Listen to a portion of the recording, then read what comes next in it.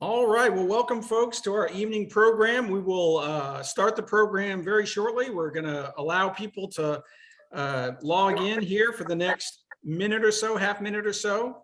If you are joining us, please make sure your microphone is muted. I don't even know if you can chime in if you were allowed to. Our director might control those, but please mute your microphones. But I myself and my panel of experts here will be unmuted because we are going to be giving you that beautiful commentary all along in this program. So we will start here in just a moment.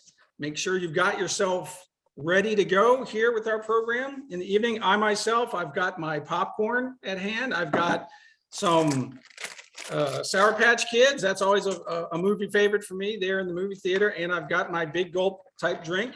Because when you're talking movies, you got to have your popcorn, your snacks, and your big drink. The good thing is I did not get this from the concession stand, so I didn't have to pay $40 for these things. I got these relatively inexpensively, and hopefully you do too. Well, again, thanks everybody for joining us here in our evening program, live stream program, Bombs and Bombs, the best and the worst war movies of all time. This is the definitive list of war movies ever made. Best and worst, and we just wanted to have a fun event and run down a few lists. This is a topic we talk a lot about at the Virginia War Memorial. I'm Clay Mountcastle. I'm the director at the Virginia War Memorial.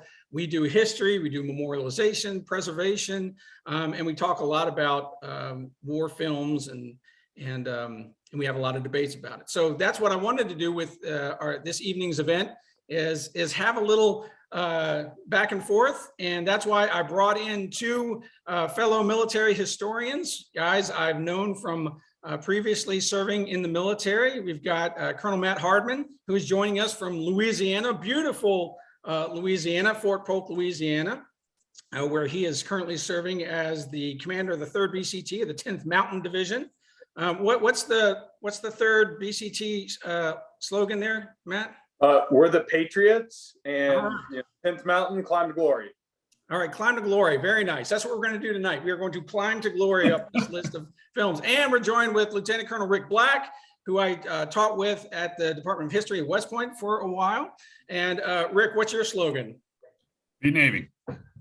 They're beat now. Okay, there you go. Always a good one. Beat Navy. Okay.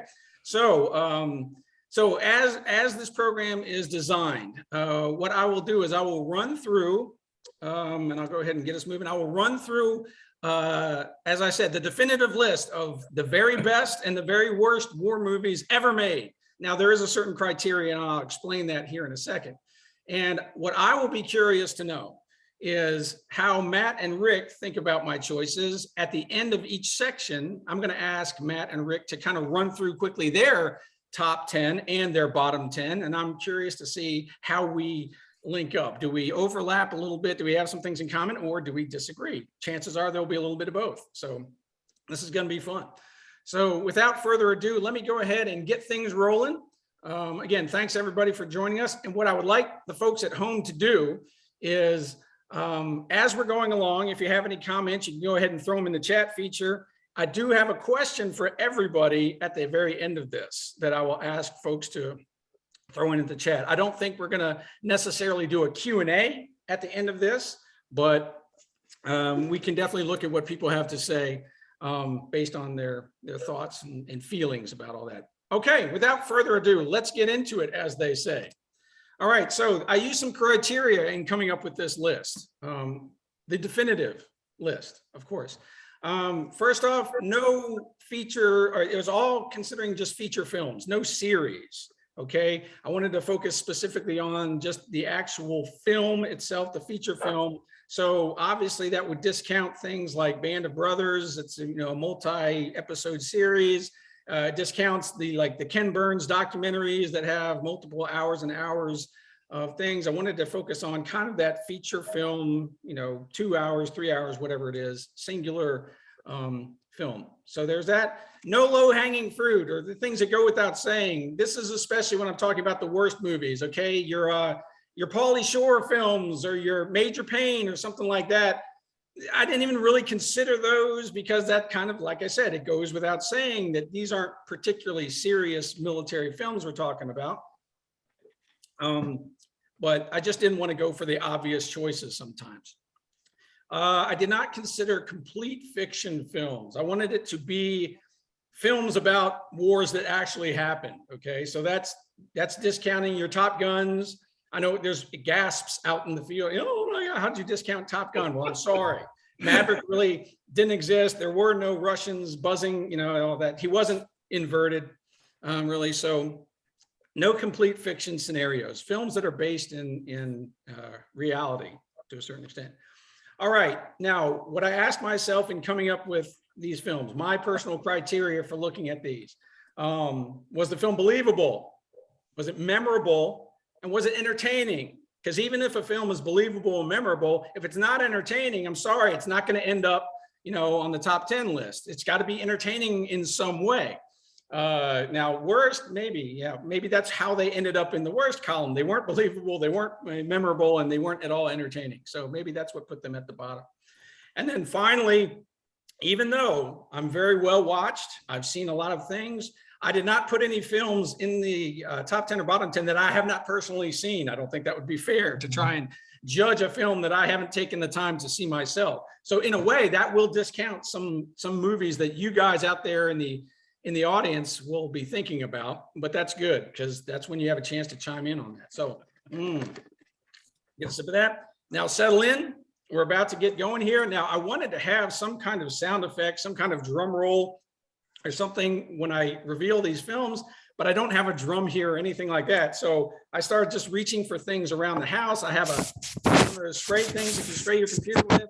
That's not a great drum roll thing. I came up with this little thing that does that. So I'm going to stick with that as my drum roll sound. So without further ado, we're going to go ahead and get into the quality. Exactly. We're going to get into the 10 best films of all time ever made, 10 best war films of all time. We're going to start with number 10, work our way down to the number one, very best one. And with that, here we go. Start with number 10. Number 10, Paths of Glory, starring Kirk Douglas. Paths of Glory. This is a film about World War I. Kirk Douglas plays the main character, Colonel Dax, a French officer. And it basically centers on the issue of French soldiers not continuing what seemed to be a suicidal charge, offensive into no man's land and coming back, and then those soldiers being put on trial for their lives by the leadership, the French leadership. Why do I have it on this list? One, it's the film was produced in 1957. You know, and if you watch it this day, it still holds up. If you sit down and you watch Paths of Glory, it's kind of surprising that it was made in 57. Very well done, I think. The cinematography is great. It's black and white, which I think actually adds to the film. They could have made it color, but the fact that they made it black and white, I think, you know, really kind of gets you back in that World War I mode. I think it's really well done. It's captivating. It's a bit of a courtroom drama. And I think it's realistic to what I've learned about World War I and the conditions on the Western Front, and the fact that, you know, it's done, and Stanley Kubrick directed it. You know, Kubrick would go on to make a number of notable films, military films as well, to include Full Metal Jacket and others. But this was really early on in that span for him. So. And a lot of people will ask me, you know, if I'm going to watch one movie about World War I, what should I watch? I usually offer Paths of Glory. I know there's some other good ones out there, but that's usually my pick. So that's coming in number 10, Paths of Glory. What do you guys think, Matt and Rick? Any initial reactions? I haven't seen that one, so I'm adding it to my list to go see. That's right, and that's another purpose of this. Make a list. People out there, if you have not seen it, write it down. That's what you need to binge watch. Been a very long time, but very good film.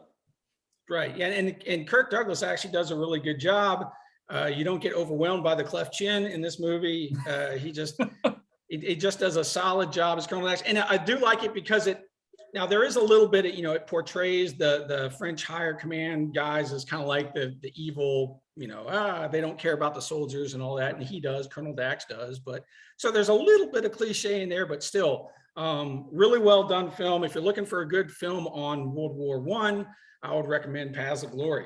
Good film. Okay, moving on to number 9. God, you guys love that sound. All right, now here we go. Maybe controversial. Documentary film. I personally, I do like documentaries. I'm not crazy about documentaries. I like kind of the feature film, whether it's nonfiction or fiction. But when I first saw this documentary, I was really blown away because there's a number of things about it. It's The Fog of War. It's a documentary that focuses on Robert McNamara, the former Secretary of Defense during the Vietnam period. He also served in World War II on Curtis LeMay's staff in the Army Air Corps. But just he goes through what his 11 rules about war, but it's such an amazing insight into the mind of a guy that was central to the U.S. involvement in Vietnam, also during the Cold War and the Cuban Missile Crisis, and all the way back to World War II and strategic bombing and the use of the atomic bomb. It's done in a captivating way. Apparently, Errol Morris, the filmmaker, developed this technique called the Interatron, which is he set up 2 different cameras and screens so that the person being interviewed was looking directly into the camera and thereby talking to the audience. So it feels like you're having a conversation with the audience rather than kind of looking off camera at the interviewer that way. So just a little bit of filmmaker trivia there. The Interatron, introduced by Errol Morris in this film, but it was well received. It earned Academy Award for Best Documentary Feature. And if you have not seen this film and you are interested in things like, not only history, but strategy, the use of the atomic bomb, ethics in war. He gets into all of that. And there's also some amazing kind of imagery that they mix in. My favorite sequence is when he's talking about the bombing campaign over the Japanese islands. And they visually start comparing the size of the Japanese cities that were destroyed to the size of cities in the United States. And so he's talking about, Tahoya, the same size as Chicago, this city, the same size as Cleveland. And it just starts flashing on the screen to give you that sense of, wow, how destructive the bombing campaign was even prior to the use of the atomic bomb. So really captivating, great documentary, even for people that don't like documentaries. So I highly recommend that. And it is good enough to be in the top 10 as a documentary film. What do you guys think about that? I'm going to give it away. It's in my top 10. It's one of my Nice. favorite movies. And,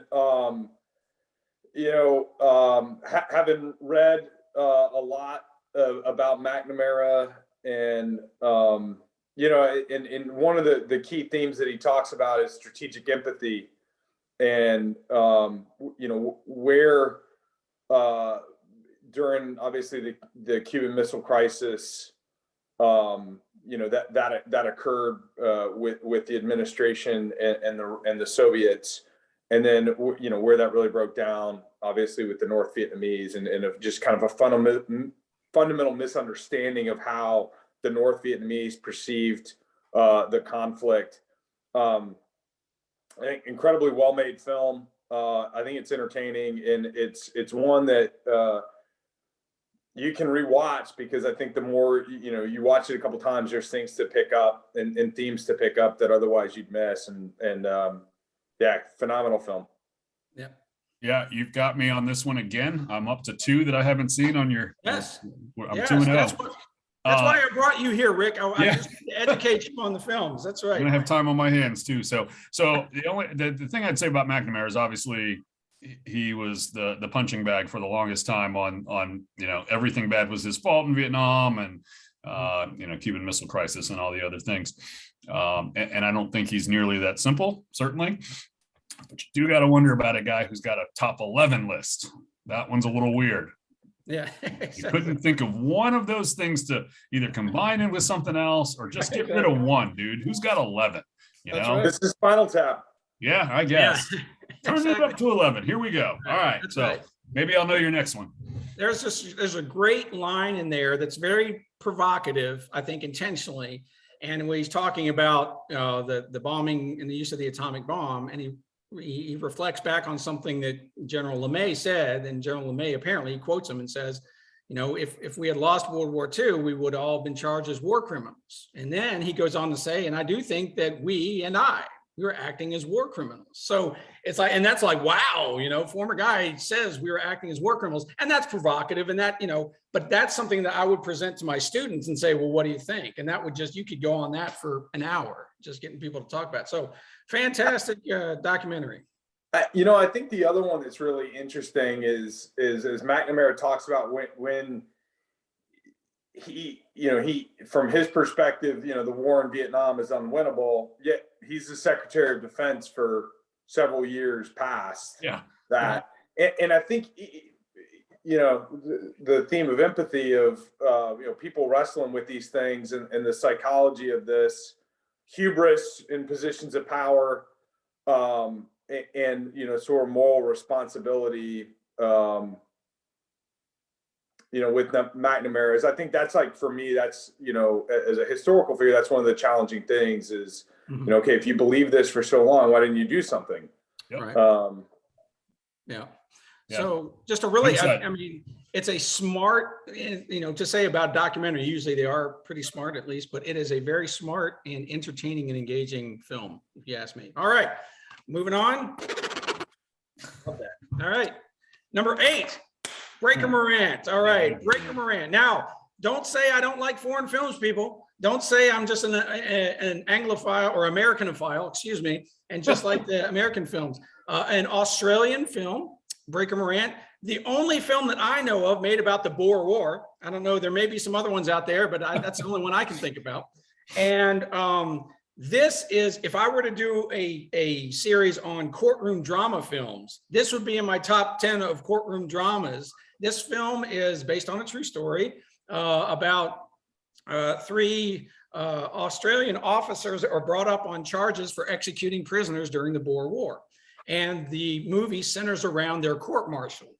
And I won't give away the end, but because it focuses on that key central question that is still very timely today, and you just dealt with it in places like Iraq and Afghanistan, and that is what is acceptable in war.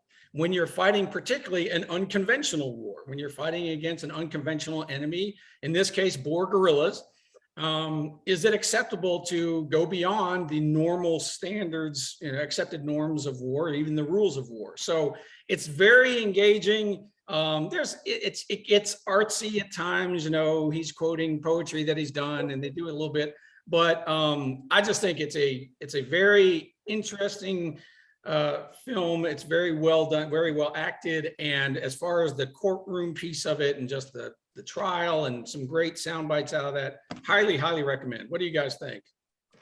This is a good one. Haven't seen it in a long time. It was part of I don't remember the exact acronym we used for it back in the 90s, but it was part of the ethics stuff that we got as cadets at West Point in the 90s. The whole thing about law of war intersecting with exigencies of war, exigencies, something like that. Good enough. So yeah, good film, but you're exactly right. I don't think I've ever heard of another film about the Boer War. Exactly. If there's one out there, I don't know about it. Another that's one of my tops as well. Rule 303. Rule 303. That's right. Rule 303. And I think it hits at one of so it's a beautiful film. I mean, I think as it portrays South Africa, gorgeous film and scenery, and I think it portrays the complexity of human beings in extraordinary circumstances. And I've got 13-year-olds, so the conversations about who are the bad guys, who are the good guys in this, well, it's complex. It's not as easy as that, and and it can be a little bit of both sometimes. And so I think that part gets at one of the the themes of it's not reductionist in terms of how these things, and war's terrible. And I think it gets after that, and also the loss. I mean, the sense of loss and how that affects all 3 of the Australian officers. And then, I think from a memory standpoint, it's interesting because, this is like one of these films, like, and the story is still like really important, within the Australian kind of psyche and relationship with Great Britain. So, very, very good film, very interesting. And, the band played Waltzing Matilda. Having done an exercise down in Australia, I got points for having, being able to sing that song and know this movie. So yeah, good one. Well, that's good. See, and that's why we do this too. You never know when knowing one of these movies will help you out down the line. So very good. And I just know the film was based off of a book that a historian wrote, and the historian, he said after the film was made, he's like, hey, it's not about these 3 British officers just being scapegoats of the British Empire. It's the basic underlying message is that war can make ordinary people do terrible things. And that's all he wanted to get at. So great film. All right. Hopefully everybody's, yes. Clay, one of your really smart viewers is just told us in the chat that there are over a dozen movies on the Boer War. Well, maybe whoever that smart person is out there, go ahead and put him in the chat. Go now. He's working on it. All right, but we're moving on from the Boer War. All right, now on to number 7, The Great Escape. Okay, people, this is where we get fun, okay? This is where we get fun. Is The Great Escape the most detailed movie about World War II? Does it get into operations, tactics, all this stuff? No, it does not. The Great Escape is a great, fun movie about World War II, and it is true to actual life. It is based on a book that talks about Allied prisoners that had to escape from a British, I believe it was Stalag Luft 3, which is now located in what we know now as Poland, and an escape that took place in 1944. I believe it was either March or May of 1944. Long film, which is a little dangerous sometimes, long film, but just a fun film about, the soldiers and their escape plans, the 3 different tunnel systems, Tom, Dick, and Harry. And, they're getting out there. And of course, Steve McQueen on a motorcycle trying to get away from the German guys coming after him, just iconic. So I watched this as a little kid. I think I was over in Germany watching it on AFN, just captivated, watched the whole thing. And every time I watch it now, I stop and just kind of watch it because it's funny, it's got humor in it, it's got serious stuff in it. And it also feels like you're actually learning something about how it was in the prison camps for the Allied soldiers during World War II. So there you have it. What do you guys think? I like this one. This is a good film. I agree with you. Fun. Even if you know what's going to happen at the end, it's still fun to watch. It's not like you don't get as much out of it since you know what's going to happen, but pretty good. Fun film for sure. Several veterans, including some that had been POWs in Stalags, are in the films. Pretty interesting trivia fact to it. And Charles Bronson had been an airman had been in the Army Air Corps in World War II as well. Pretty interesting and fun movie.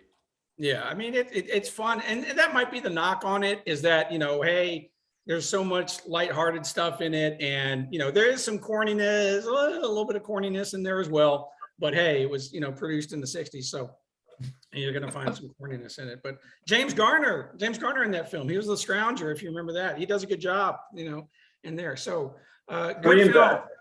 What's that? Korean vet.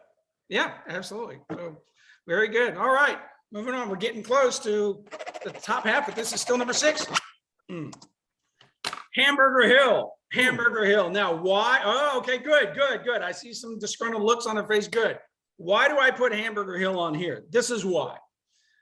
I think making movies about the Vietnam War is hard, and because the audience is going to be divided on how they feel about the war, how they feel about the U.S. involvement in Vietnam.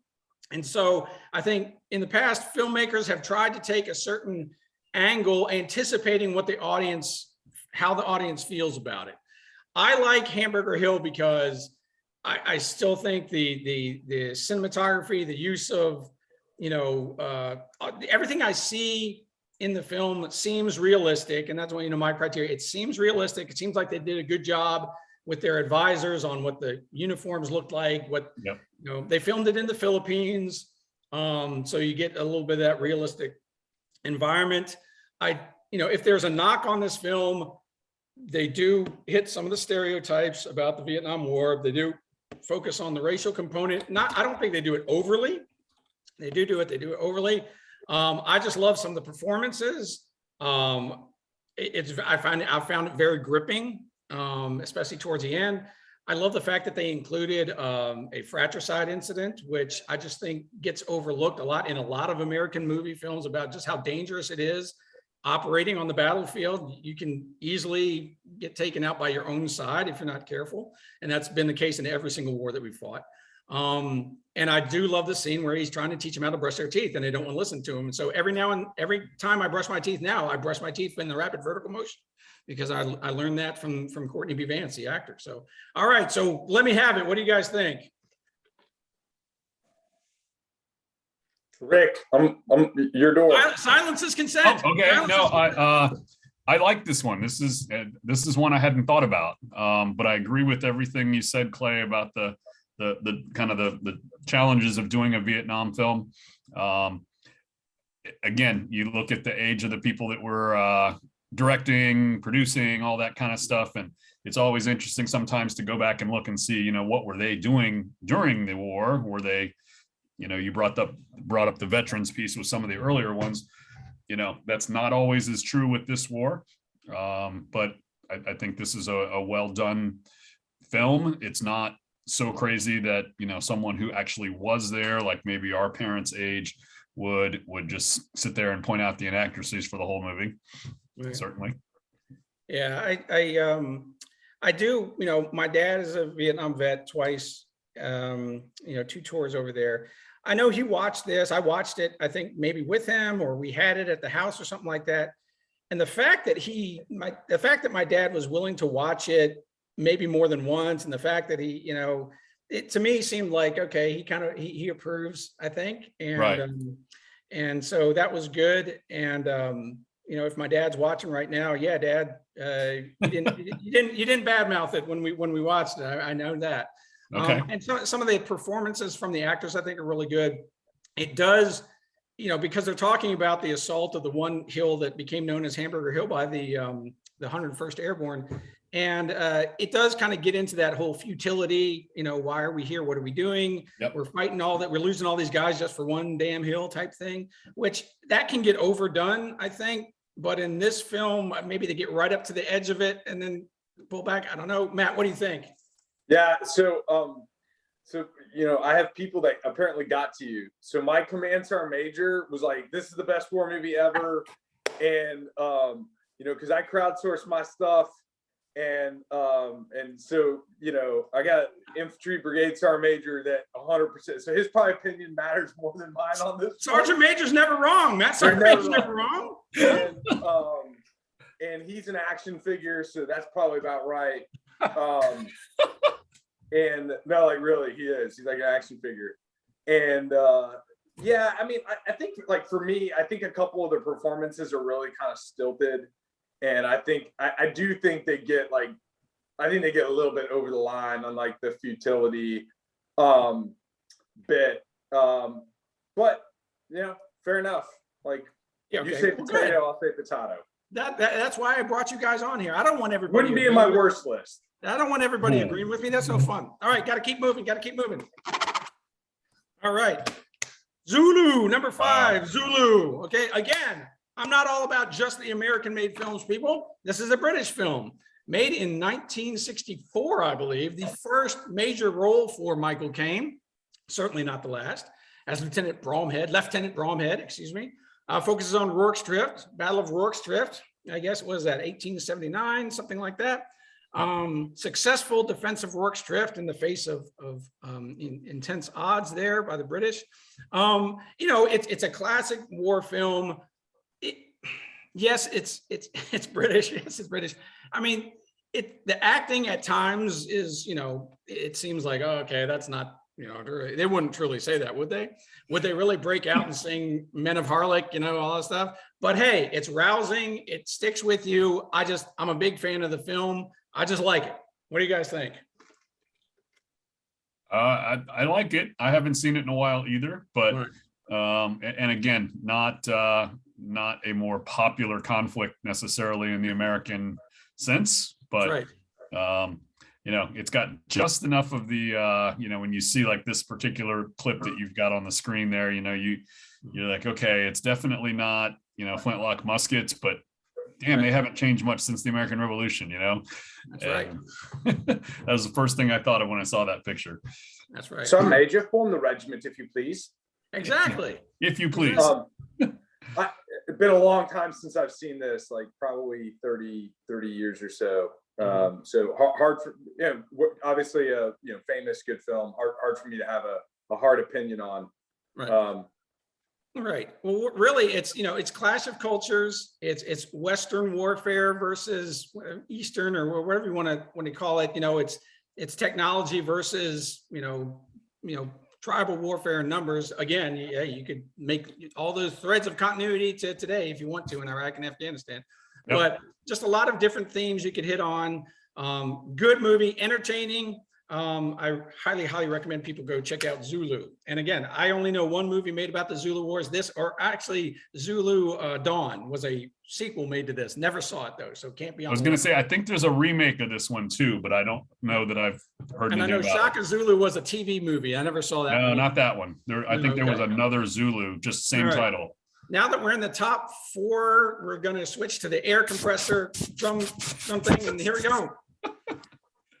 Das Boot. Das Boot. Little love for the Navy. Okay. And again, foreign film people. That's three foreign films in my top 10. All right. So there's good movies being made outside of the United States, everybody. German film made about a U-boat crew during World War II, made in 1980. And when you watch it nowadays and you think that this movie was made in 1980, really, really well done. No CGI, no special effects or anything. They filmed it in the Bavaria Studios, which is just south of Munich.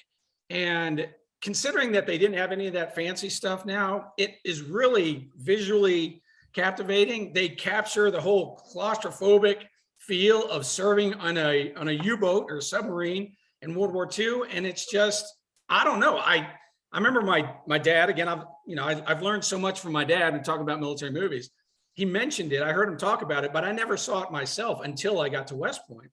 And I watched it with a couple other instructors. I was like, dang, this is a good movie about serving what it was like submarine warfare in World War II. You know, I think it far surpasses any other movie I've seen about submarines. You know, any of them. It's just, it's gritty. It seems real, and it's captivating. It's long, but that's okay. What do you guys think? Yeah, you like long movies, I notice. Not always. My thought on this movie, and I have one on my list that it falls under the same category, is these are the movies that make me appreciate or confirm or ratify maybe why I did not join anybody's Navy, because there ain't no way on God's green earth you could get me in that little thing under the water for long periods of time. Right. It just ain't happening. Okay. But I think you're right. This movie does a great job of showing the reality of a submarine. There's nothing exciting. There's nothing glamorous. And they captured it really well in this. Yeah. And, you know, obviously good plot and everything to go along with it. So I like it. All right. Thumbs up from Matt. That's all it takes. That's right. And it's one of those things, again, if someone says, hey, I just want to watch one movie about submarines, watch Das Boot. That's it. That's all you need. So when you're the top film, you end up on the list. Okay. And here we go. The top 3. Black Hawk Down, number 3. Now, this could be controversial for some people, but I tell you what, I think the reason I love this movie, and I still do, is this was the very first movie I ever saw that looked like the Army that I served in, you know? Yeah. It's the first film I can remember that actually used Black Hawk helicopters. Up until then, they were using Hueys, even for like films that were supposed to be in modern day. They were still flying around in UH-1. So the effort that was put forth by Ridley Scott and his guys to get the authenticity into this film was amazing. I know the crew trained with like Delta Force and these other guys. They went out to Fort Benning and they got all the boot camp stuff going on. And, you know, it's based on Mark Bowden's book, Black Hawk Down. I just, you know, I still love how authentic, how gritty it is, how real it seems. The firefight scenes sound right. They look right. And it really does feel like you are there in the streets of Mogadishu during the film. It hits on the right themes. It's not sappy. It's not over the top. It shows the humanity of it. Good acting, well done. It can be a little long. I mean, it's one long firefight, basically, it's the movie. But, you know, it does hit on the heroism piece, which is good. It is a patriotic film. It's not, but I would say it has some elements of that, you know, hey, you know, war is not glamorous at all. I mean, that's kind of the driving message at the end of it is like, you know, do you think you're a hero? No, I'm not a hero. So really, really well done. Still, think about it. This movie was made 20 years ago. The movie was done 20 years ago. It still very much holds up to right now. So it's great. What do you guys think? So yeah, so this is the first one on your list that I've got on my list. All right. Great movie.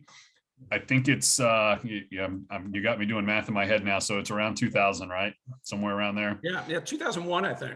Okay, so you know, relatively close to the event. You know, less than 10 years certainly. Right. Which, you know, it was not an overwhelmingly positive event for the United States, obviously, but the movie is really good. Right. And I think this is your son in the comments that says that it's a good movie with like 10 O's in good. So that must be a really strong recommendation. So I like it. He can normally spell correct. He's correct. 160th and the Rangers did provide technical support. So it's right. You know, real crews and all this. And yeah, I'll start with the knocks on the movie. You know, and really, you know, the book, you know, a lot of the folks in that community didn't talk to him because that's just culturally not kind of how some of those units operate. And so, you know, I think there's parts that are probably not, and particularly on some of the personal dynamics. And then, you know, I think one of the other critiques that I've seen is, you know, the portrayal really of the Somalis, like, you know, it's not mindless horde zombies. Like these are human beings that are making choices and, you know, disagree with them. But, and I think that's fair of a lot of, I think, Western films of sometimes the portrayal of the other is, you know, comes up short. But knowing several people that were in this and having served with several that were in this fight, you know, the 1993 fight in Mogadishu, I mean, huge impact in the light infantry community. Saw a reference to, you know, not really not including the 10th Mountain in it. 214 Golden Dragons participated in the quick reaction force. Know some folks that did the Mogadishu Mile. And you know, this movie had a profound impact on me in this story, and really some of the folks that were in that fight that influenced me throughout my career, and helping to bring me up in the Army. And I think really realistic film in a lot of ways. And you're right, it's not sappy. My favorite part of this movie is the two soldiers that get left behind, and because that's the kind of thing that happens. Right. And you know, young people figuring out, young Rangers on the ground getting it done. And then Hans Zimmer's rendition of The Minstrel Boy at the end. Yep. No, absolutely. And I don't really get into the scores of a movie, but this movie has a great score. So if you are into the music that goes into a movie, this movie is actually really, the music really helps the mood of the movie and everything. So there's my one time I'm going to mention a score in a movie. All right. We're getting very close here. Hey, what is, you can feel the intensity here. All right. Number 2. Saving Private Ryan. You know, I imagine that's probably on a lot of people's lists in their top films.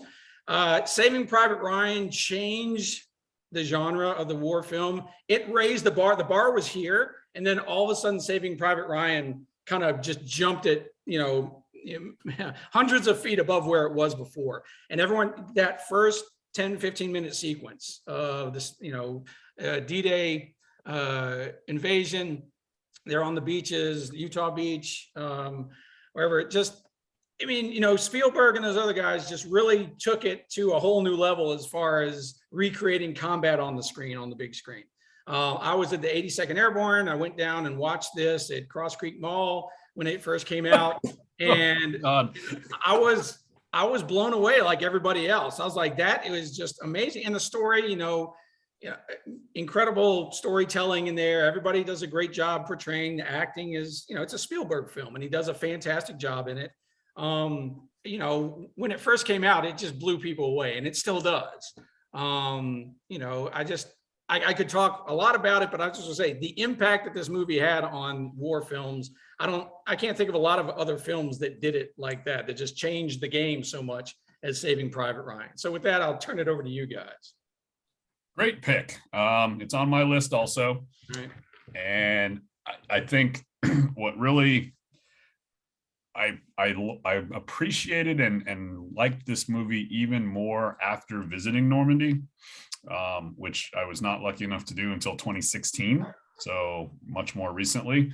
But after you go there, and especially if you go at low tide and you kind of see, hey, here's what the space looks like, and then putzing around in the French countryside there up on the tops of the cliffs, you just get a much different appreciation, because we were riding around in vans. The worst problem we had was bad stick in one of the vans, bad stick transmission.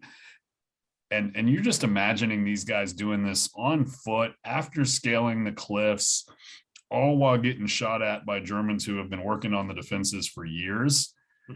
It's just, it's amazing to see in person. So this movie, like saw it in the theater pretty early in its run, and probably one of the only movies I can think of where, in the beginning of a movie, it's dead quiet in the theater. Yeah. Not a word being spoken by anybody in the theater. And probably not even a lot of people showing up late, if I can, thinking back that far. But yeah, definitely. I'm sure there were a whole lot of directors and producers of movies that were sitting around watching this thing going, holy crap, our job just got harder. If they had any plans to do anything in this genre, it just got a lot harder after this movie. All right. Yep. What do you think, Matt? I took 3rd Platoon, Alpha Company, 1st to the 23rd to see this movie. Good. So whole platoon went to this one, watched it. Obviously pretty profound impact on the Band of Brothers series and the Pacific and that genre. And we're not talking those, but I think a lot of ways, like, they're able to tell a story, but this opens the door. It's a long movie. Incredibly, realistic, a little simplistic, I think. And that's as an older person that's been to war a couple times since. But visually and all that, it's a heart-racing film for sure. Yeah. And just powerful movie. It is one of those, I'm not a crier at movies. I pride myself on the fact that I didn't cry during Old Yeller. I didn't. But the scene at the end of the movie does get me. It does get me sometimes. So I get teary-eyed, and I'm not ashamed to admit it. That Saving Private Ryan does that to me. So dang you, Steven Spielberg. Also, really good cast in this movie. Yeah, great cast. Great cast. All right, people, here we go. This is a special moment. This is a special moment. We get to the very best of a movie of all time ever made. And I'm going to go ahead and cue it up and give you a little audio cue with this. Hold on. Yes. You know what it is, people. Here it comes. That's right. That's right. The #1 war movie of all time. All right. Patton, 1970, filmed in 1970. George S. Patton. Now, why does this end up being the number one film ever made? Why is it better than the other films? The good reason, the best reason is I don't know exactly. It just does. It's Patton. Again, so, great movies to it. Maybe probably the best acting performance in a war movie of any of them out there.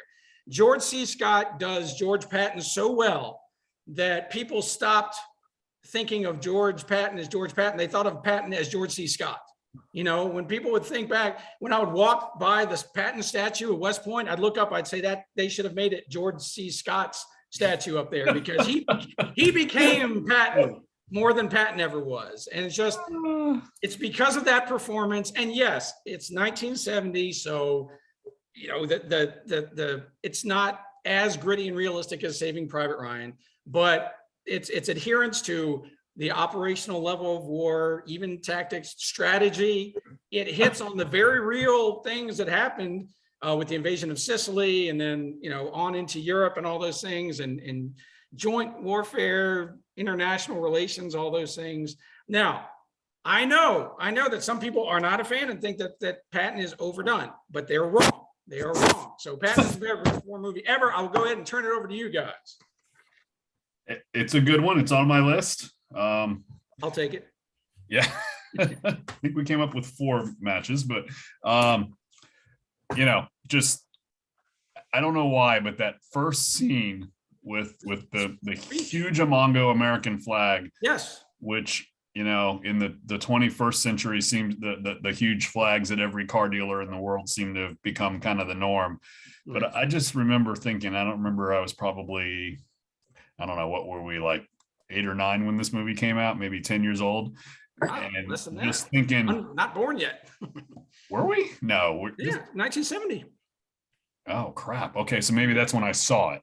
But, right. Just thinking, oh my gosh, look at that flag. That thing's huge, I don't know why that's just always stuck with me.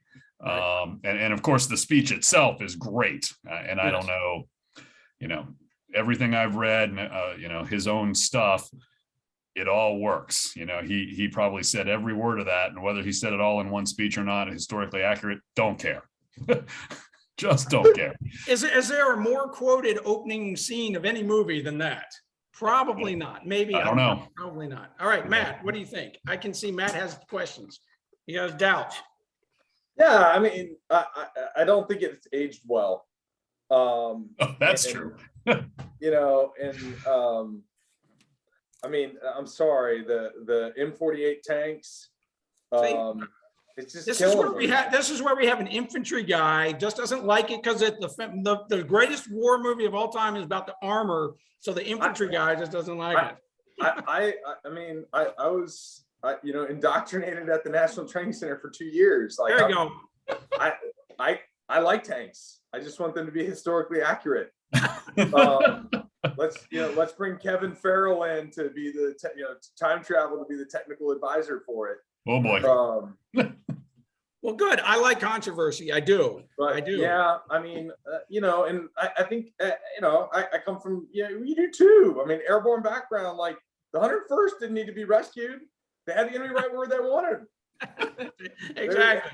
They had the enemy right where they needed to be. Oh, that's right. No. Patton, again, Patton is a long movie. It has an intermission. So if you don't like long movies, try and watch Any Bites. The only other movie I had, that had an intermission was Gandhi, and he's not Gandhi. That's true. Well, if you don't like long movies, it seems like Clay's list is not for you. No, well, wait till you get to my worst movies. Wait till you see that, which we're about to get to in just a second here. We're going to go ahead and flip the script. I do have some honorable mentions. People say Gardens of Stone, movie about Vietnam, which I think is a very smart movie about Vietnam because it talks about the home front and people talking about the war and its utility. Glory, about the Civil War. If people ask me, I'll watch one movie about the Civil War. I usually offer Glory. They Shall Not Grow Old. People might not know about this film. It's another, I would not necessarily documentary, but it's the film where Peter Jackson, that made all the Lord of the Rings movies, colorized footage from World War I and added audio.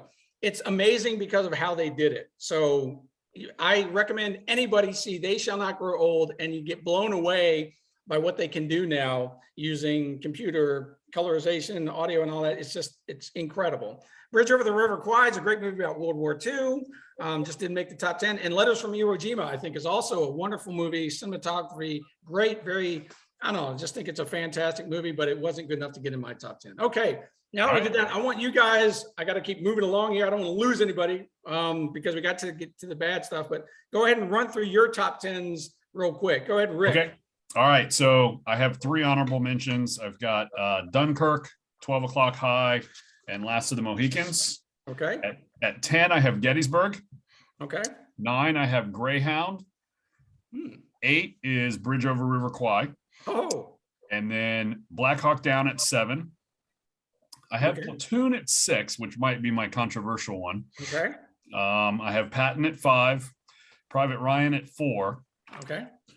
Went back to the old school Western for Fort Apache at 3. Oh, wow. All right. Which maybe not the best spot for it, but it's definitely at the top of my list. I have Glory at 2, and I have We Were Soldiers at 1. Wow, We Were Soldiers. All right, Mel Gibson making it there at number 1. Matt looks like someone just slapped him. Okay. Yeah, he doesn't like that one. My Sergeant Major got to Rick too. All right, very good. All right, Matt, give us yours. I sure as hell wasn't at Fort Polk, I'll tell you that. I'm going to go these, but my number, I'm not well placed in order, but these are just sort of my top 10. Okay. So I got Last of the Mohicans on there. I did get approval from my Ops Sergeant Major on Last of the Mohicans. I have Glory too. Did a lot of research on the 2nd Massachusetts, Robert Gould Shaw. Interesting reading the letters of, a historic figure like that at 27.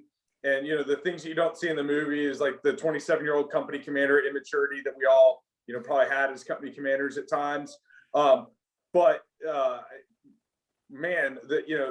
Washington and Morgan Freeman, the performances, and my Sergeant Major and I talked about this one, and I agree is, as an officer, the recognition of when Robert Gould Shaw's character really engages and gets to know the soldiers through the non-commissioned officers and the importance of the non-commissioned officers, and again, the complexity of people. I think that's a great movie.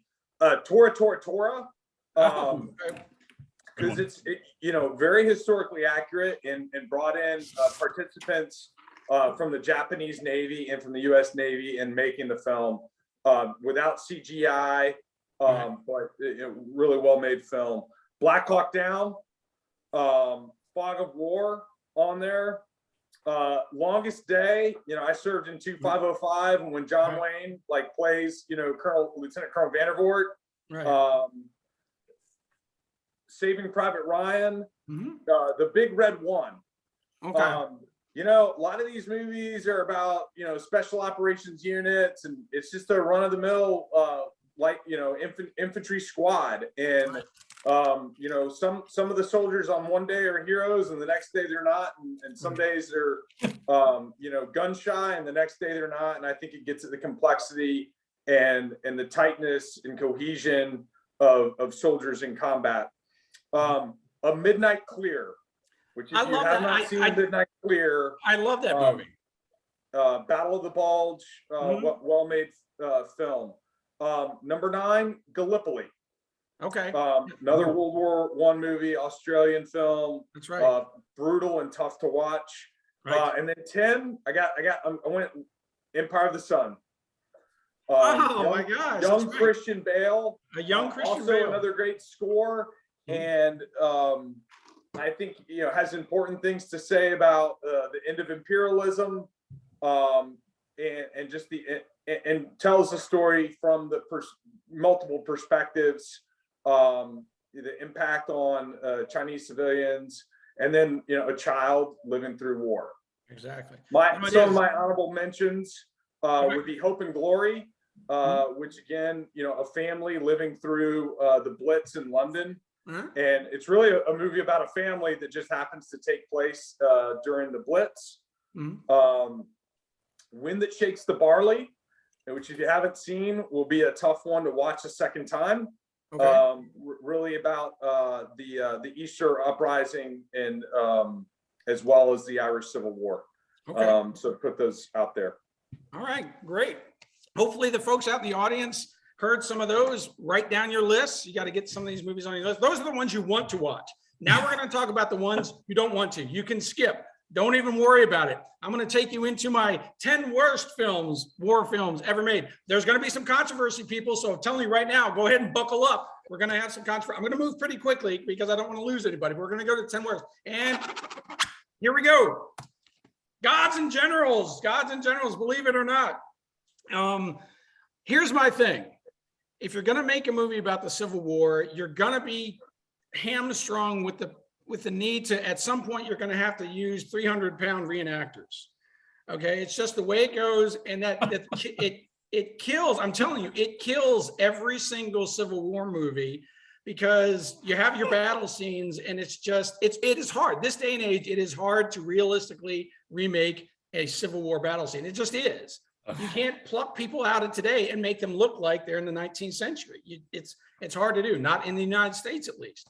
So that, and this movie was so anticipated, and it ended up just being long and boring. You know, I'm not a fan. Some people, nobody I knew thought it was as good as it was going to be, or thought there was going to be. Supposed to be. It was just such a big disappointment for so many people that's why it makes my top 10. What do you guys think? Or bottom 10? Yeah. So one of the things that the West Point Museum pulls out a lot for visitors is one of the dress blue coats that belong to U.S. Grant. Okay. And that thing is tiny. Okay. And you just look at that thing and you're like, okay, what 12-year-old was masquerading in this Halloween costume? But apparently it's authentic. So I agree with you on the reenactors and the 300-pounders out there. But yeah, bad movie. It's on my list. All right. Good. Matt? Not a good movie. Not on my Good. list. Not a good movie. Very good. Thank you. All right. Moving on. Platoon. Oh, Ah! my God. That's right. Platoon. Why is Platoon? Only bonds can kill bonds. Exactly. Why is it on my number 9? Because I think that Platoon goes way too far, hitting some of the, I want to say stereotypes with just the anti-Vietnam War. It's Oliver Stone, and he does pure Oliver Stone things, and I don't know. It seemed like too much in so many cases in the movie. Let's do the whole flipping village, and it just goes across. And I know that a number of Vietnam veterans that I've seen have watched it say that it doesn't seem realistic to them. It seems like over the top as far as that. So what do you guys think? Well, you saw where it was on my list, so this will be our big disagree. My dad, Vietnam veteran as well, and I remember his comment is like, well, that had to be like the worst and most unlucky platoon in all of Vietnam. Like everything bad happens to one platoon, Right. and the Barnes Elias is heavy-handed, and I think there are parts of it that in terms of uniform and like the ambush scene at night and starlight scope and guys falling asleep. I mean, there are parts of it that I think are really good, but it is, I think, over the top and like. Right. And right off the top, any movie that has Charlie Sheen as a star in it loses 10 points. It's just another thing. So that's a big knock against it right there. All right. They may be a little 2020 of you. Exactly. Yeah. All right. Here we go. Keep moving on. USS Indianapolis, Men of Courage. If you haven't seen this movie, good on you. This is a really bad movie. Okay. Now, hey, I love me some Nick Cage. Don't get me wrong. I love Raising Arizona. I love Honeymoon in Vegas. Great films. He should stick to that stuff. This is really bad. He stars as some, captain or commander guy. And the thing is, it's a relatively, I'm just saying, new movie. I think it was like 2009 or something. It tries to use CGI, but it's so bad. It looks like a B movie. It is. The acting is really bad. I saw it, and it's one of those movies you continue to watch because you want to see how bad it can get. And it was like that. It looked really bad. Nicolas Cage's hair looks like just fake bad, all that stuff. And so it's just a really, there's other good movies about this event, the USS Indianapolis. I'll tell you, even Robert Shaw's 5-minute bit about the Indianapolis and Jaws is 10 times better than this. I'd say if you want to know about the Indianapolis, watch Jaws and just fast forward down a bit about it. So I haven't seen this one, but Nicolas Cage is on my worst list somewhere else. All right, yeah, I think I know. And I think Matt's seeming to agree. Exactly, good. Well, I haven't seen it. Nick Cage, God bless him's on my list too. All right, good. Well, we'll keep moving on here. More to follow. 7, The Patriot. There's Mel Gibson. There's Mel Gibson. Number 7, The Patriot. Now, this movie gets hammered, especially your American Revolution historians. They love to just trash this movie and all the inaccuracies. It's so easy. I have to take their word for it because, I mean, I know my American Revolution history, but not as in depth as some other guys. And, you know, it's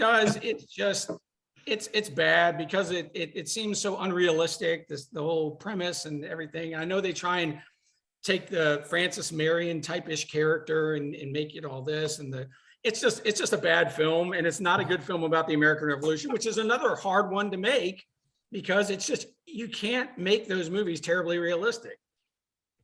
Not at any scale, no. No. Yeah, battle scenes are terrible. This is bad. Having done the Southern Campaign Red War staff ride with Brian DeToy. Oh Lord. You know, and you could I mean, there's good movies to be made and stories to be told in this, and this isn't one of them. This ain't it. This isn't one of them.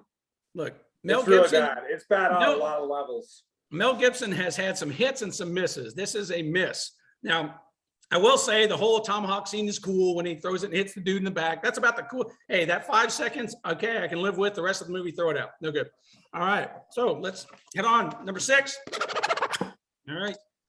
Hurt Locker, people, the Hurt Locker. Now, I know some people out there might be saying, wait a second, hold on. That movie got like Oscar awards, Oscar nominees, all that stuff. Who cares? Anybody that knows anything about EOD and the real thing will watch this movie and just tear it up because there's so many inaccuracies, there's so many things. And frankly, the main character, he's just an a-hole that wouldn't survive in his own unit because they would probably frag him or something like that in his own unit because he's just, it's not at all realistic in a lot of ways. And I think didn't even try. Folks that have served in Iraq and Afghanistan, where this is a very real threat, obviously, to deal with, they take this seriously. And when you kind of go in and do this cowboyish movie about EOD, they're not going to like it. And they didn't like it. What do you guys think?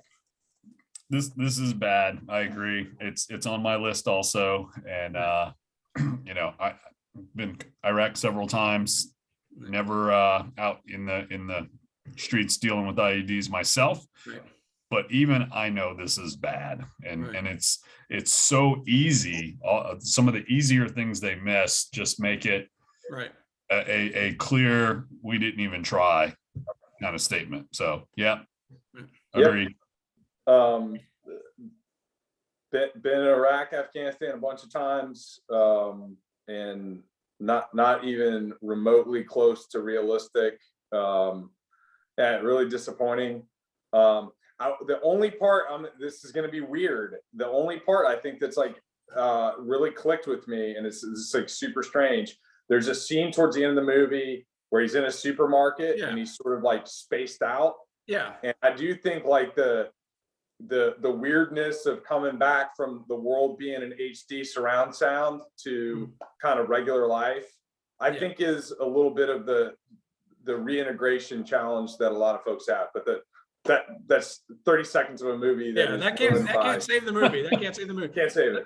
Yeah, and you know that I read a review of it. It talks about that one, you know, famous scene from the movie on the poster there where he pulls up this thing. That person writing it would be like, well, you add that up, that's probably about 1,200 pounds there. The guy's not going to be able to pull that stuff up out of the ground anyway, if you really know what you're talking about. So right there off the bat. Okay, number 5. Heartbreak Ridge, people. Heartbreak Ridge. Oh, come on. Gunny Highway. The Swede. Stitch Jones, the Ayatollah of rock and roll. I mean, how can you talk about that? it's a Clint Eastwood movie.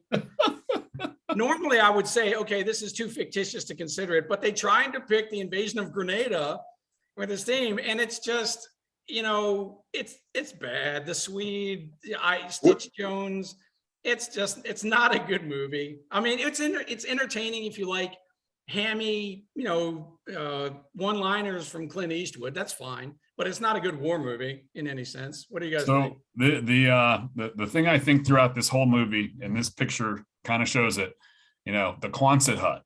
Mm-hmm. It's like, okay, the only place I can think of where Quonset huts still exist, well, two. One's in Quonset, Rhode Island, but nobody goes there. Two is in Korea. we got tons of them in Korea still, I'm sure. But it looks so wrong in this movie. It was just corny. You're just waiting for Gomer Pyle to come around the corner or something, They have the one character that's kind of like a Gomer Pyle-ish character. He's close, yeah. So this one's bad, no doubt about it. It didn't make my list, but it's definitely bad. Yeah. I mean, I've got the 23rd Infantry Regiment print behind me, and Gunny Highway's character had was awarded the Medal of Honor for actions with the 23rd Infantry Regiment at Heartbreak Ridge before he transferred from the Army to the Marine Corps. Yeah, so he's going to be transferred. There you go. But hey, it's Gunny Highway, right? It's Gunny Highway, an American hero right there. All right, skip it, people. There's tons of better Clint Eastwood films than that to watch. All right, so all of them. Behind Enemy Lines. Now, this might be a film that very few people have seen, probably. I don't know. It didn't make a lot of headlines. The reason I put it on this film, I expect more out of Gene Hackman, damn it. I'm sorry. Such a pardon the language, but such a wonderful actor. He's done so many great performances, even in some war films like Bat 2-1 or whatever like that was better. Behind Enemy Lines is depicted in Bosnia. They needed to come up with some kind of gripping war movie about Bosnia.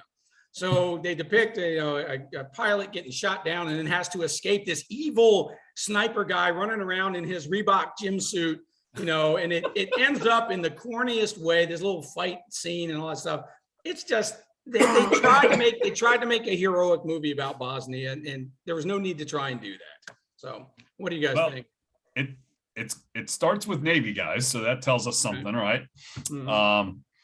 Just kidding. But you're right, Gene Hackman, this is definitely not his best work. Yeah.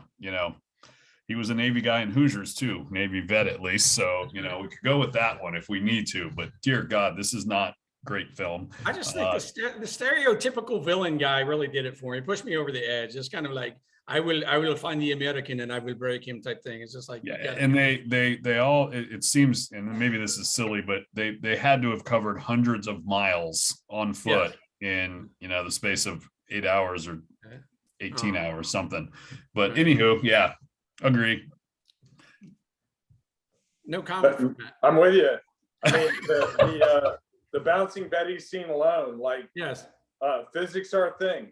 That's right. That's right. All right, moving on. We're getting close. The 3 worst films ever made. Do a little airbrush again. Lions for Lambs. Now, maybe this isn't a film that a lot of people saw. It's really bad. And it's bad because it's so predictable. This was a movie that came out during Iraq, Afghanistan. And it's, I think Robert Redford produced it. Robert Redford plays the college professor, the enlightened college professor that tries to make his students understand the futility of the global war on terrorism and how they're going to ruin their lives by joining the military. And they do have a back and forth where the soldiers seem to know what the recruits seem to know what they're talking about. You've got Tom Cruise, the typical, I think he's probably a conservative politician, Republican, that, damn it, we just need to fight this war because it's good for politics and let whatever we can to keep this war effort going. That's what we need to do. The stereotypical, bad war hawk, politician. And then you've got Meryl Streep playing the conscious journalist, I think, or she's a PR person, and she always questioning, should we really be saying that to the public? It was boring. It was very predictable, and it just seems, and that the war scenes in there really poorly done. Helicopter goes down. These guys are stranded in the snow somewhere on an Afghan mountain. And it's badly done. It's so predictable. And it's it's just very clear that it's meant to be a political movie, but it just doesn't land well at all. I got nothing on this one. Never heard of it. Good. I heard of it, didn't watch it. Good. You're in the right place then. Good thing. Good for you. All right. Top two. The Green Beret, people. The Green Berets. Okay. This is a bad movie. Okay. Yes, it's got John Wayne in it. Gotta love John Wayne. This is a bad movie. This is John Wayne. It's a bad. Think about it. This movie was made in 1968. It was meant to kind of like uplift the spirit. We're in Vietnam. We're mired in Vietnam. Here's an attempt from Hollywood to try and, hey, get us back in the American fighting spirit. All these Green Berets in the film running around, they're old and out of shape. The special effects are horrible. The acting is terrible. Consider the fact that this movie was made 11 years after like Paths of Glory. And it's like, well, you can't use 68 as an excuse. It's just a really bad, corny movie with bad acting, bad, special effects, if you can even call them that. And it's just, not good at all. Move out. What's that? Move out. Move out. Exactly. There's a couple of good lines, but that's about it. Right. I believe this was filmed at Fort Benning. Yes. And there were parts of the set that were still down there, Clay, when you and I would have been down there. Right. Yep. Yeah. Now there's just this one scene. They're walking through the woods. It looks like they're walking through some dude's backyard that they just filmed it. Yep. And one of the seasoned, guys gets caught in a booby trap, and he gets stabbed on impaled on a bunch of punji sticks. And it looks like something the seventh graders would make for their film class project. It was just really, really bad. So it would get a C in most seventh grade film classes these days at best. Don't get me wrong. I love the Ballad of the Green Beret. Great song, but the song is 50 times better than the movie ever ended up being. So there you have it. Okay. And now we're at the very worst war movie ever made, people. This is important. You've waited so long for this, and here we go. It is Pearl Harbor. Pearl Harbor. Exactly. Pearl Harbor. I'm sorry. You cannot take one of the most monumental moments in American history and try and jam this weird love triangle story right into it with cheesy acting. People like Ben Affleck. I'm sorry. Again, Ben Affleck, you knock off 20, 30 points for me right off the bat. The hairstyles and all this stuff. It's just universally. I don't think you're going to find anybody that's going to tell you that Pearl Harbor was a good movie. Anybody. All right. What do you guys think? All right. So for this one, I remember very clearly 2001, it came out, grad student. And the guy who taught several of the military history classes at Florida State, I was taking a summer class with him. It was ironically a Civil War class. But anyway, he came in one morning and he said, well, I went to see Pearl Harbor. That was perhaps the worst film I've ever seen in my entire life, and he just started railing on it probably for 15, 20 minutes before we ever got back to the Civil War that day. I won't say I paid theater prices to go see it, but I later confirmed that he was in fact correct. It's atrocious. Clearly on my list. It's not my number one. We'll get to that in a minute. But yeah, there's just so many things wrong with this movie. Everything from bad acting to, not even getting into the historical inaccuracy of so many of the things and the implausible plot lines in some of the cases. So yeah, just bad. Matt. Not awesome. Not awesome at all. That's right. It just serves to show you can be in a really good movie like Black Hawk Down and then end up being in the very worst war movie, because Josh Hardman showed you can do both. You can do both. It's not a guarantee, but I think it's sappy. It's just bad. It's just not good. And maybe people were being too hard on it, but I don't think so. Maybe if Ben Affleck weren't in it, maybe it would have a fighting chance, but not. No, anyway, so not awesome at all. So I have some dishonorable mentions that almost made it. Revolution, Al Pacino in American Revolution movie. Platoon leader, James McDonough. Any guy running around Vietnam with frosted tips, I'm sorry, that just right off the bat doesn't work for me. the lieutenant that, the men hate the lieutenant guy. Three Kings about Iraq with Ice Cube and Marky Mark and all that stuff. Just a stupid premise, not a good movie. Some people are like, oh, it's a really good movie about, no, it's not. Not at all. Some people like The Thin Red Line. People really do. Talk about long and boring and overly artistic and all that kind of stuff. I could not get through 20 minutes of that movie. So, yeah, some Book's good. What's that? The book's good. Okay, the book's good. There you go. Read the book.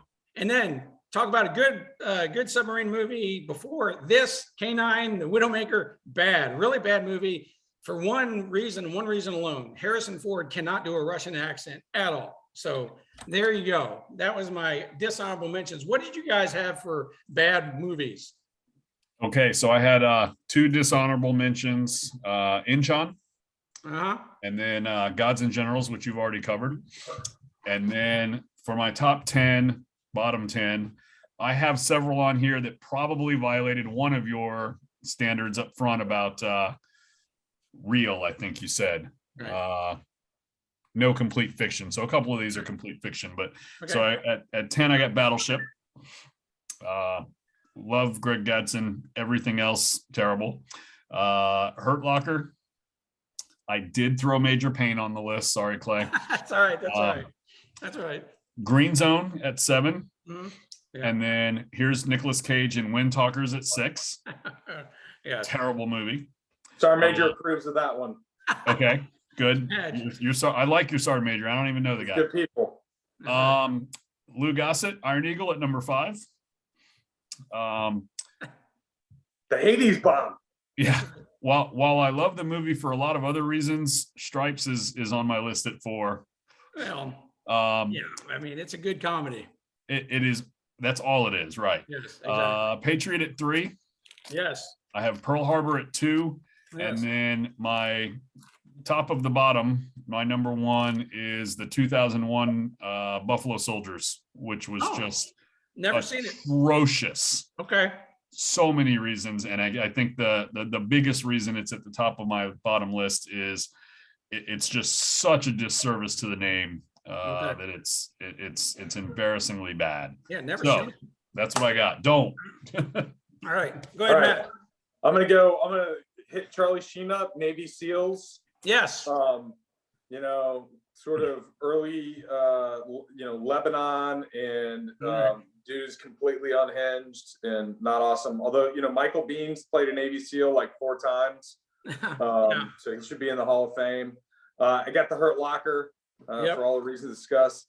Okay, Nick Cage. It's going to get a little weird. Firebirds. Never saw it. Will make you not want to be an Army aviator. It's unfortunate. Right, what was it? Firebirds.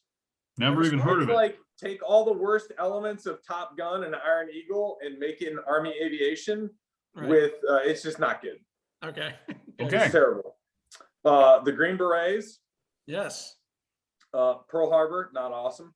Not awesome. The new Midway, it's like it tried to like, hey, we're gonna do a do-over on Pearl Harbor, but we're just gonna do it worse at Midway.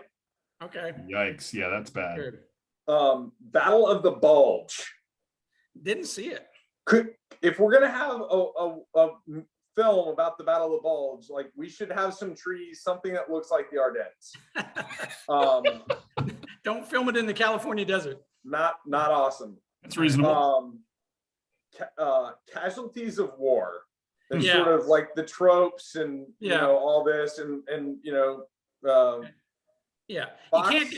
you can't go from being Marty McFly one moment to all of a sudden being this. Exactly. He just needs to stay Marty McFly. All right. And Sean Penn overacting for sure. Yeah. All right, little bit on it, but Afghan war vet like Rambo 3. Like, hey man, that's right. The Mujahideen like didn't need your help. That's right. And sort of like back to like channeling Rocky 4 with the I must break you Russian stereotypes. And then like, man, I really got it out for the Patriot. Good. In like a great film about like Kings Mountain, like that we could do that, or we could do a great film about historically about cow pens. Yes. We got a lot of great material there. So yeah, those are my bad ones for sure, and I will avoid the ones that you've identified for us, Clay. Very good. All right, now I'm going to drop a piece of trivia here for people. What I want people in the audience to do, if there was a film that we did not mention at all, that was your number one of all time, your very best film of all time that none of us mentioned, go ahead and type it in right now because I'm curious. Or if we did not mention your worst film of all time, go ahead and type it in, just out of curiosity. And while you guys are doing that, now, there is a certain actor that showed up 3 times in my lists, both in the good and bad. Do you know which actor it was that showed up 3 times in my list? He's a character actor. I think I know. Who is it, Rick? Sizemore? Tom Sizemore, that's correct. Yes, he was in, of course, Saving Private Ryan. He was in Black Hawk Down, and he was also in the Indianapolis movie with Nick Cage. So Now, again, full disclosure, somebody mentioned it much earlier in the chat. did that? You Yeah. had him twice in a row, so I went out on a So, limb and guessed You it. know, I will I missed the forgive him. third. I will forgive him his, role in the Indianapolis because the other 2 movies were so good, and the movie Heat is so good that I will, give him extra points for that. But it just goes to show you that a crazy life of drugs, alcohol, and all that stuff as an actor, you can still do good war movies too. Let's hope he's figured out everything else outside the films for him. Some interesting ones in the chat here. So Rick, go ahead. I can't really see the chat, so go ahead and tell us what some folks are chiming in with. Okay, so we've got a couple others. Oh, your dad gave us a thumbs up, so that's good. All right, that's good. Thanks, Dad. Strangelove.